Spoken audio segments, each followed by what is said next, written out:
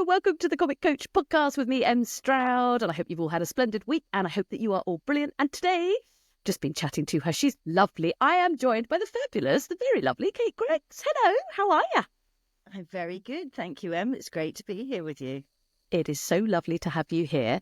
Now, Kate, I am all about how we can have impact in our leadership and our life, and you have been doing sterling work across the world, as we were just chatting about, changing how people see the beautiful world of dyslexia and many other things. So before we dive too much into your world of work, I always like to ask my guests 6 questions. Are you ready? Yep, far away. I love that. Yes. So confident that there's this moment of but what are the questions from the Comic Coach? I'll wait to see what comes out of my mouth first. I mean, welcome to my world, right? We'll be great. So question number 1, this is where obviously I'm channeling my inner I want to be a quiz show host. At some point I will be. Question number 1, music's changed. Who has had the greatest impact on your life? Wow, that's a big one. Can I have 2 people? Of course. In my childhood, it would be my dad, because I'm dyslexic and my dad was dyslexic too. And he was a crazy botanist who believed that he was successful because of the crazy way that he thought. So from a very young age, I had a really positive influence around my dyslexia, which was just life-changing for me. And secondly, in my career and what I'm doing is Made by Dyslexia, probably Richard Branson, because Richard is a huge supporter of our campaigns and what we're doing. And he always very generously lends his voice to stuff that we do, which is just incredible when you want to amplify things. He's also very proudly dyslexic. So I think he inspires a lot of people. So he's been very a great supporter of what I do. I love both of those. And what was your dad's name, apart from Daddy? Michael. Michael. And isn't it interesting, the impact, that having somebody positive, especially with dyslexia, helped probably you go, it's all okay, and I wonder how many people didn't have that when they were growing up. So as a result, there was shame or fear or thinking they were different and things like that, so kudos to Michael for being an awesome botanist and doing all of that. And of course, with Richard Branson, it's so important that people with a profile then support other people, because that's how then we can get more and more out. So very good. I like both of those answers, and so well done for having 2. Very good. Thank you. Kate, she gets a gold star. Question number 2. What keeps you motivated in what you do? I think, well, I know it's the messages that I get personally on social media, or we get as a charity. When you're a campaigner, you spend a lot of time really sticking your neck above the water, or whatever the expression is, to sticking your neck out. That's it, isn't it? Kind of really pushing things, and it's just so nice to hear you're making a difference. And I think, like you just touched on, the difference it can make when you think positively about being dyslexic is just honestly life-changing. Parents have got such a big role in how they can change their kids' lives, even if they're not getting the right support at school and they're struggling. So just hearing those stories from parents who've really been able to turn their kids' lives around by using all the resources and reading all the reports and listening to our podcasts and films and things. I think it's that knowing that we're making a difference just really fuels me on. And it's so interesting, isn't it? It's quite often, I mean, the campaigns are absolutely awesome, but for me, quite often it's those occasional little messages that you get from somebody. It means the world, doesn't it? Doesn't it? Because you're like, somebody has taken a beat to go, Kate, you help me think about things from a different perspective. And you just sort of go, yeah, because even though we both love what we do, right? And we're clearly, impacting lots of people, which is awesome. We're also still human beings. And there's certain days where it's like, oh, okay, come on. And then you get a little note like that and you're like, oh my word, this is why I do what I do. So I love that. So if you're listening to this, keep sending us little messages, because it's brilliant. It helps. Absolutely. It really does help. Really does help. Question number 3. How do you play? Well, I live in the countryside, which I Hmm. absolutely love. I have a border terrier who is the love of my life and my best friend. So I think, and obviously a wonderful husband as well. I've got to mention him, not just the I dog. love that. But dog, oh no, husband. Ah! um, I think play is just enjoying being in the countryside. Mm. I love long walks. I love everything about the seasons. And just, when it's winter, you're in with fires and everything else, just nature, and it's just peace from the crazy world that I live in. I always makes me smile. I live in Somerset, so when I we do a lot of work in America, so I travel to the US a lot. And I've been going to New York a lot recently, and you drive up the A303 and you see Stonehenge, and then you get into the centre of New York and you've got all these other crazy buildings. And it's just that real sort of difference in being in the countryside in Britain and all the travelling I'm doing. And I think it really helps you to appreciate where you live and what you do. And also, I absolutely love watching TV, which is just not the most intelligent way to pass your time, but there's nothing like a really good program on Netflix. Oh, I am so with you on that. And, the travelling thing and the grounding piece, but also that thing of sometimes just watching a bit of telly, because your brain can do all of the other processing stuff that it needs to do. And I think, especially when your world is out a lot, actually what it does is you've got this bit of focus, but you can be like, "Tuk, tuk, tuk, tuk, tuk, tuk, tuk," while you're watching. I am an absolute sucker for medical dramas. I can lose myself in a Yeah, medical drama. I love them, and police dramas as well. Oh, It's yeah. another really, really good thing. It's that thing of just like, I'm just watching something, especially when it's all sort of very glossy and not my real life. And it's like, and here is somebody going to come over and save the world. And you're like, yes. And it's that thing, because I think for me, when I'm watching TV, it's that little bit of time just to recharge and reboot. So yeah, definitely with Yeah, I you. think it helps you. You can switch off as well. I think Yeah. when you're dyslexic, you're really passionate about what you do, just as you are both of those things. I know. Um, I constantly come up with ideas, and I'm constantly on the go. And I do find that TV enables me just to sort of switch off and really immerse Mm. myself in somebody else's world for a little while. Those Yeah. ideas still come, but you can just It's focus on something it's that's just a fun yeah, it's or just a different, interesting. and it's just a different thing, isn't it? And it's, as you say, it's different stories and different worlds. And I now believe that I've watched so many episodes of Casualty that I'm pretty sure that I could do a tracheotomy. If anybody needs a tracheotomy, just ask the comic coach. I mean, no medical qualifications whatsoever, but I think I know what to do. Pass I me a can bit. imagine. um, Question number 4. What's one action that you've taken in the last year of your life that has really impacted you? Wow, that's a really tricky one. What would it be? What would it be? Okay, it's probably a very boring one, actually. Really Mm. boring, but it has totally impacted my life. We've got some extra funding in for our charity, so we've been able to expand the team. Mhm. And I think that has made such a difference, because we're a really, really small team, and we outsource and we get lots of freebies and lots of help from people.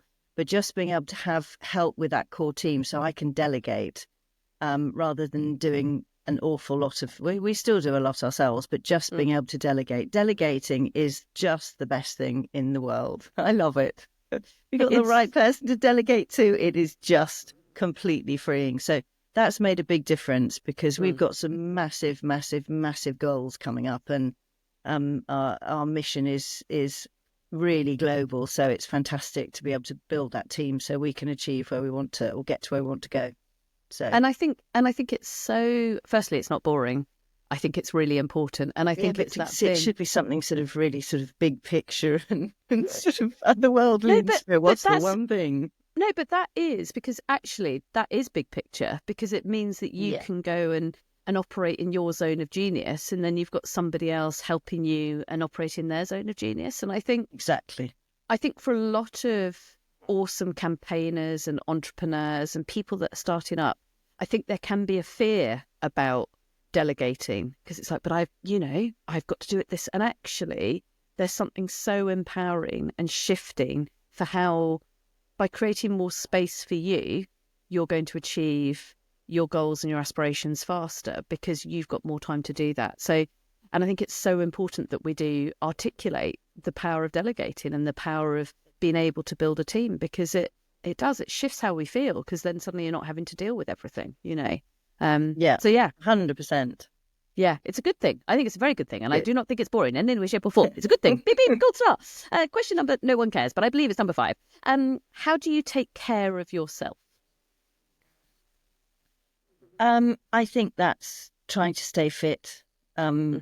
Exercise is so important. And I think when you're really, really busy, it's the first thing that drops off. You think, oh, have I got time to go for a walk, or have I got time to do the rowing machine or the swim or whatever it is you do? So yeah, definitely keeping fit. And I have made, during COVID, I think everybody did less and ate more and put on weight. So many people did. So I'm really trying to get my head back into that in terms of looking after myself. And meditating as well. I think that's just an incredible thing to do. Just try, every day if I can, but certainly 5 times a week, just having that 10 minutes to zone out and chill. So I love, as I live in the countryside, sitting and listening to the birds is just the best way of switching off. It's fantastic. When it's not raining. Yeah.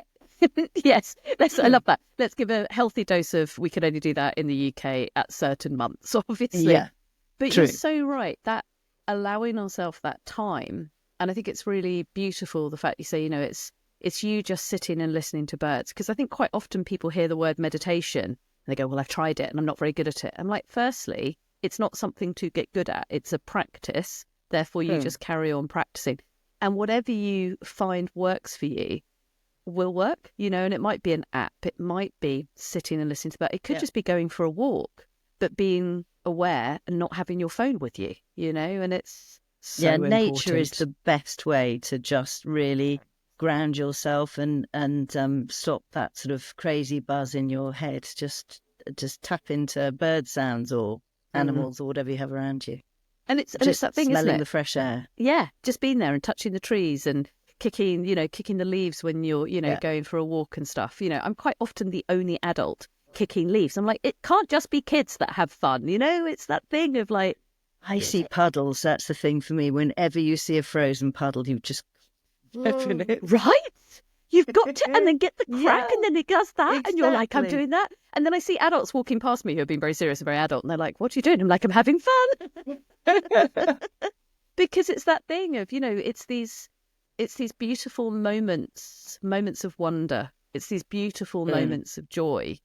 And those, for me, are the things that then can fuel me so that I can then go and share it with others and give me energy. But so many people don't allow themselves that moment because they're caught up in I've got to be busy, or I am so busy I don't have time. And actually, that's the stuff that's really human. So, yeah, I am there with you on that one. And then finally on the quick quiz that we're doing, even though it's not a quiz and it's not quick.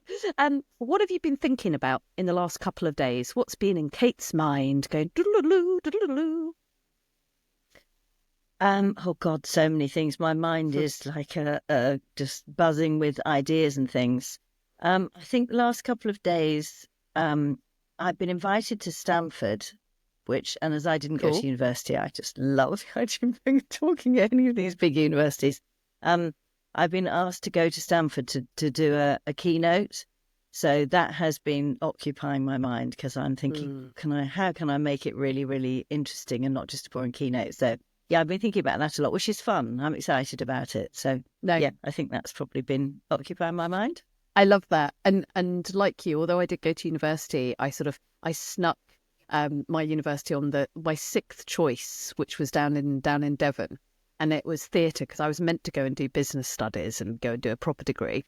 And my grades, wouldn't have got me into any of the big proper ones. And then I think it was about 3 or 4 years ago, I was invited to this big university. And I was like, I wouldn't have got here, but you've asked me to come and speak. And there's something for my younger self going, check you out. It's amazing what you can do. And so did you always know that you wanted to be a campaigner, or was this something that you kind of almost fell into, or was this kind of part of your plan? I think it was part of a plan, no, but I did fall into it because of my son's experience at school. But interestingly enough, we've been doing a lot of work recently around dyslexic thinking and dyslexic thinking skills, and whether or not there was something in your childhood that really made you good at what you do, or whether it's nature or nurture. Because it's a bit of both, to be honest. But we've been doing a lot of research around that. And I was thinking back to my school days. My first school was a disaster, an absolute disaster. I was told that I was stupid and told that I'd never get into the schools. At it was a private school, and it was a feeder for the very sort of posh girls' schools back in the 60s, early 70s. And I was told that I'd never get into any of those schools. So I really felt like I was completely stupid. And then I went to, because I was not going to get into any of those schools, my dad said, "This is ridiculous. You're perfectly intelligent. You're brilliant at all sorts of things. We'll find a school that works for you." And they then sent me to a school that was very good with dyslexia. It was a mainstream school, but good with dyslexia, both the challenges and supporting learning differences, but also with strengths. And I was reading some of my school reports, and very early on, as soon as I got to that school, I was always sort of standing up for. There was a girl who in my class who was being bullied, and I was the person that sort of stood up for her, because I just thought, this is ridiculous. She's a real injustice and a horrible thing to be doing. And I was also sort of starting things and leading things, and all around campaigning or rights and all of those things. So I think it's naturally I have just an interest in if I see an injustice, I've always wanted to do something about it. So I think it's kind of there. And we've just launched Dyslexic U, which is the University of Dyslexic Thinking with Open University. And we've launched with 2 courses. The idea of the courses is that they're short courses that teach how dyslexic thinking has made dyslexic people successful in the fields that they're in. And that's to help dyslexics understand the value of their thinking, but also for people who are not dyslexic to think like us, basically. Yeah. And we did one on change makers.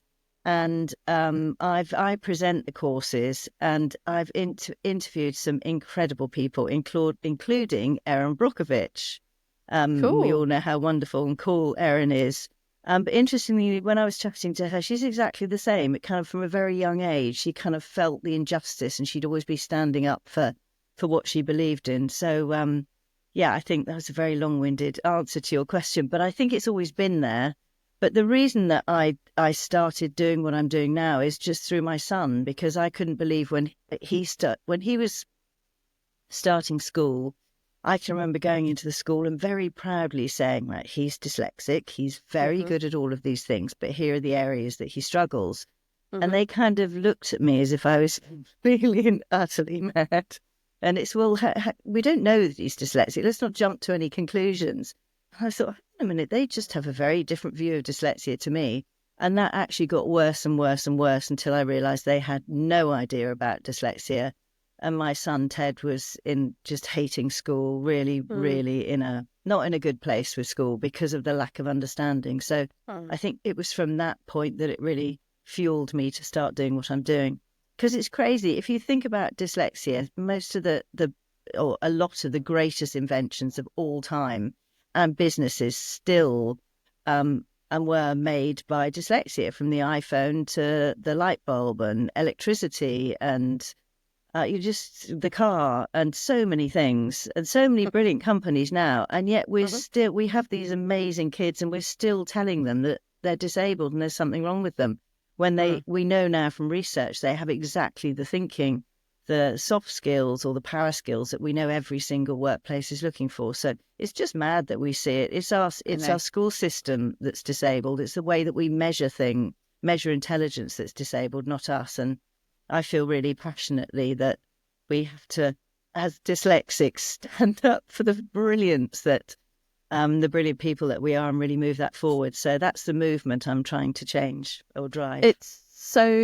Thank you for sharing that. It's so important. And regular listeners and people that have been following me for a long time will know that, I feel very similar about the education system. So much of it is set in this particular way. And I'm a passionate player and getting adults to play. And why, as adults, do we not give ourselves permission to play? And then you sort of look back, and culturally within the West, you get to the age of 6 if you're lucky, and then it's now you must sit still, listen and learn, and then repeat what it is that you've learnt. And suddenly play is sort of devalued, and you have playtime, but the rest of the time is that you sit and you sit still and things like that. And for me, it is, and like you say, that experience that your son had, I mean, I am so sorry that he went through that, but the world is very grateful because it's because of his experience, you're now changing how people are thinking about dyslexia and things like that.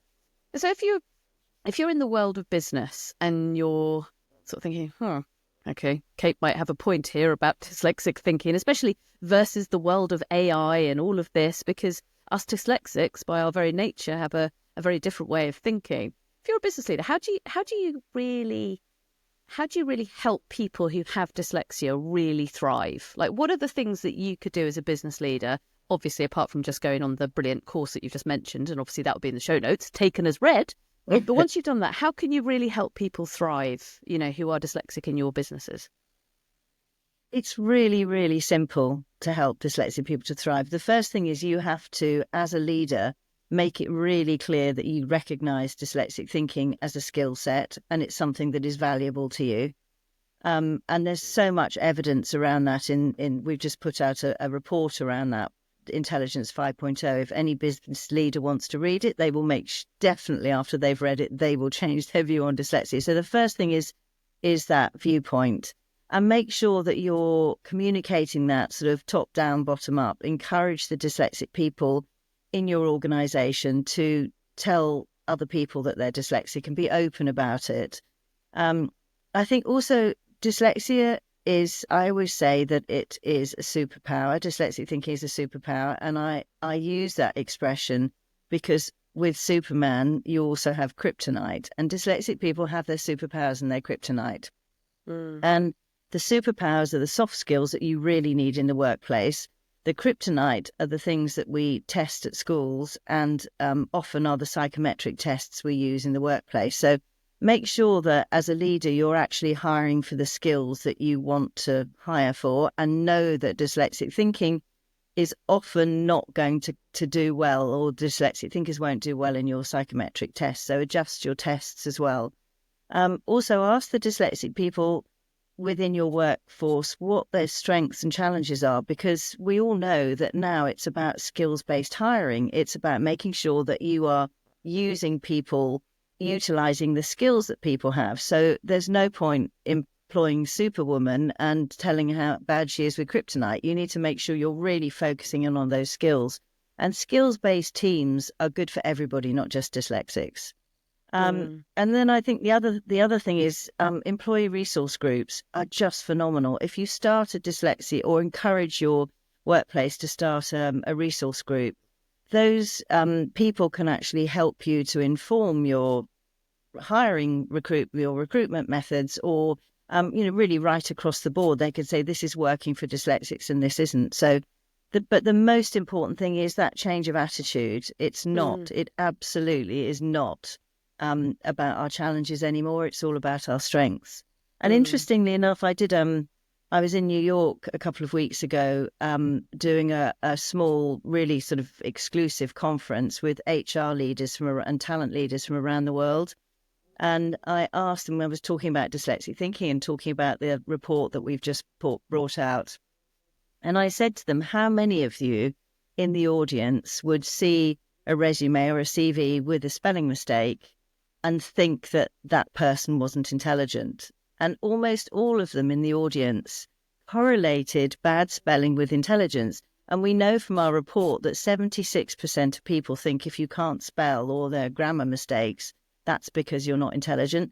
Honestly, it's because you're dyslexic. You need to flip that. If you see a spelling mistake, you need to be going, hey, this is probably a dyslexic thinker. Let's look a bit deeper, not the other way around. And that's a simple mind shift that it's so simple. It's just understanding that those things don't equate to intelligence. It's the complex problem solving, interpersonal skills, creative thinking, innovation, innovation. All of those things are what we need in the workplace, and you won't find those with or often those people are not very good at spelling because they're dyslexic.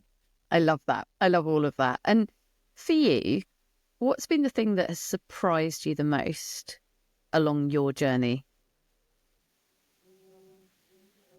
What surprised me the most? That's a really good question.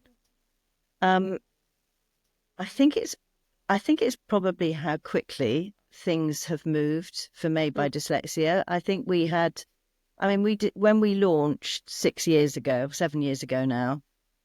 We had a wonderful ad agency who offered to do our launch film for nothing. Because the CEO there was dyslexic, so we were chatting to them, and I said that we want whatever we do to launch needs to put us on the map. So you can be as creative, as disruptive as you want. No ideas are off the table.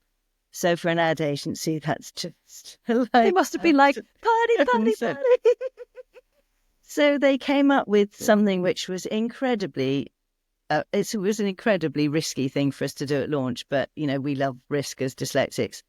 There was a story in the media a couple of weeks before we talked to the agency from the London Sperm Bank. And the London Sperm Bank had said that you couldn't donate sperm if you were dyslexic because they considered it to be a neurological deficit, which obviously everybody was up in arms about. But the agency took that idea and thought, okay, we can have some fun with this. So we launched, at our launch, we created the world's first dyslexic sperm bank.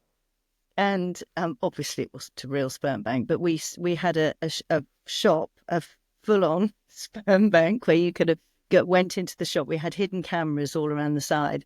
We had posters of all the successful dyslexics. And actually some of these are from there. We had posters of all the successful dyslexics around, and we had people coming in. And when they came in, we had doctors in white coats who were sort of talking to people about the benefits of being dyslexic and dyslexic thinking skills.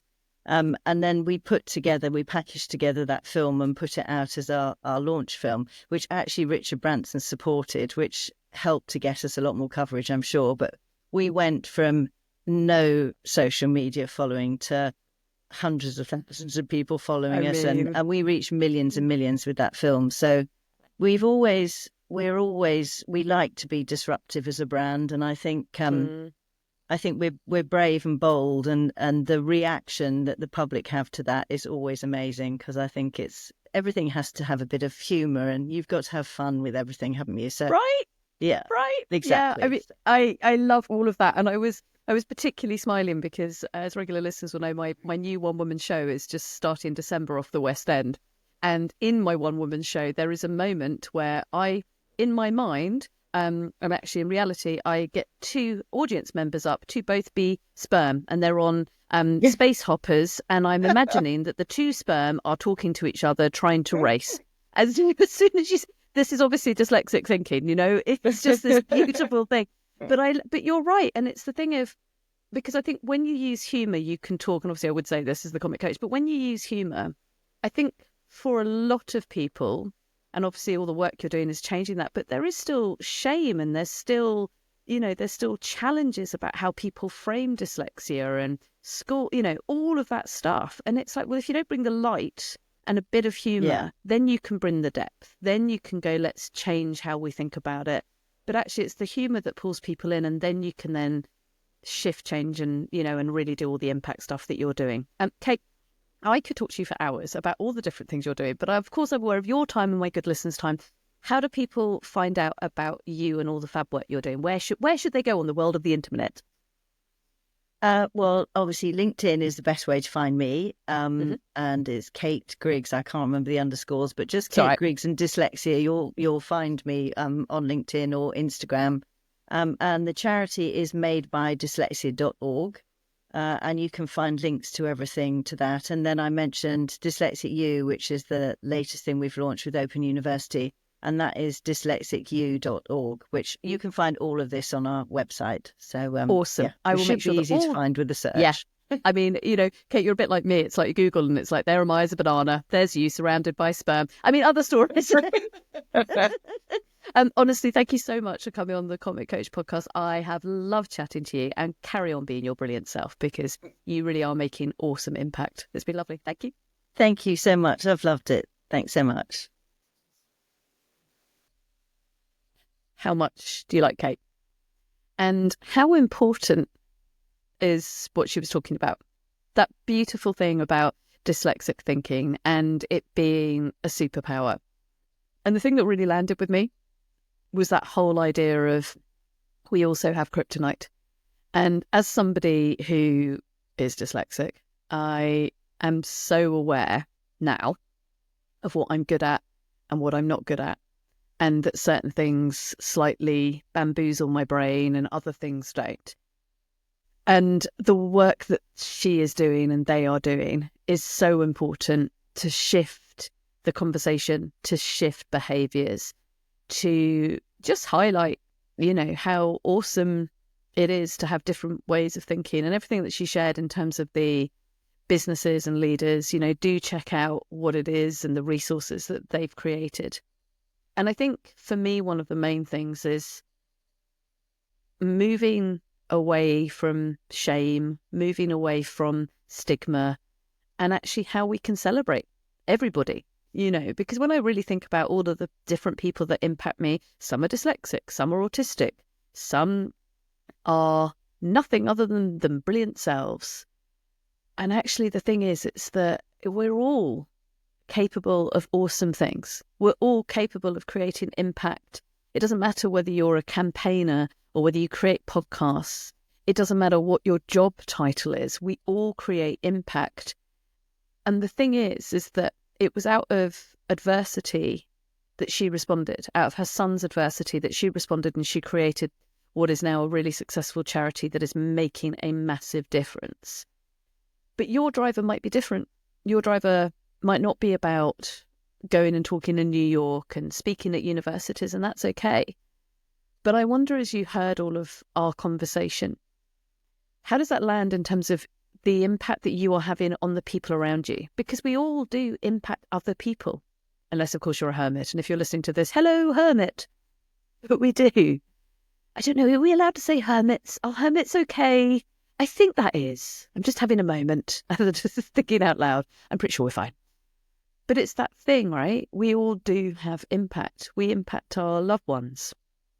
We impact our friends. We impact our animals around us, right?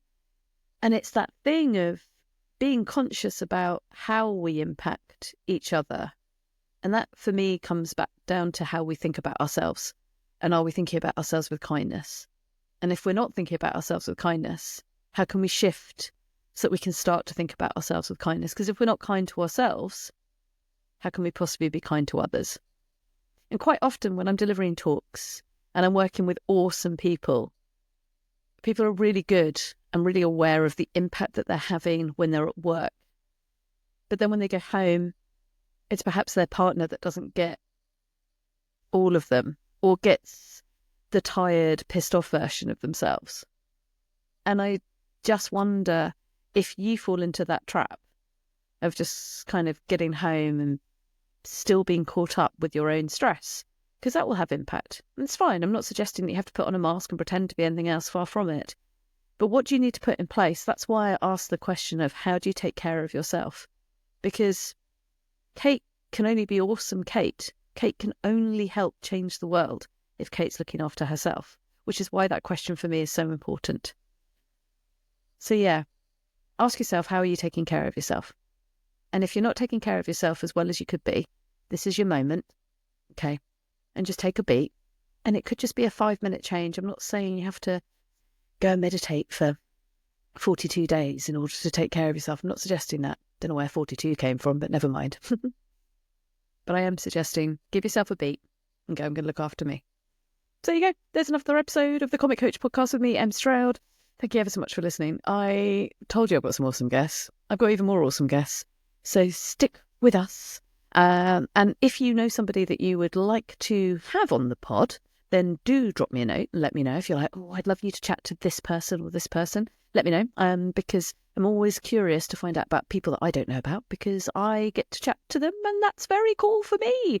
So yeah, do like, subscribe, share this, and we will catch up next week. Carry on being your awesome self. Take good care.